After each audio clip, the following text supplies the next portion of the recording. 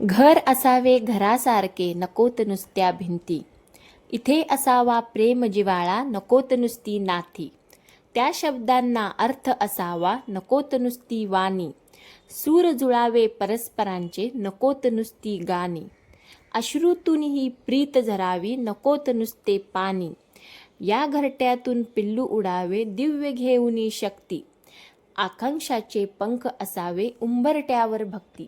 बऱ्याच दिवसांनी ही मी कविता ऐकली आणि मला ही खूप आवडली. घर असावे घरासारखे, अशा जुन्या ज्यावेळेला कविता आपण ऐकतो खूप दिवसानंतर, तर त्या आपल्या मनाला अशा भावतात. त्याच्या आणखी उन्हाळ्याच्या सुट्टीसाठी मी 1 महिना गेली होती गावी.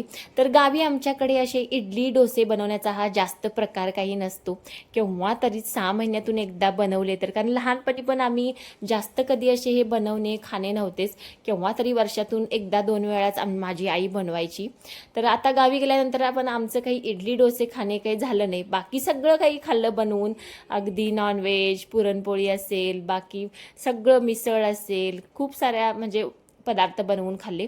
पण इडली डोसे हे काही खाल्ले नाही. त्यामुळे गावाहून आल्यानंतर म्हटलं चला, मुलांना खूप दिवस झालं खाल्ले नाही त्यांनी इडली डोसे, तर आज त्यांच्यासाठी बनवून देऊया.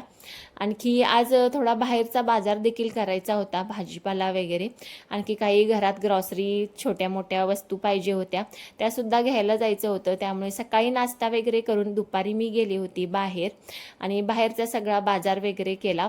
ते काही मी व्हिडिओमध्ये शेअर केले नाही, कारण व्हिडिओमध्ये फक्त मी सकाळचे घरातले रुटीनच शेअर केले. तर चला, आजचा व्हिडिओ तुम्हाला आवडेल. व्हिडिओ आवडला तर लाईक, शेअर आणि सबस्क्राईब करा.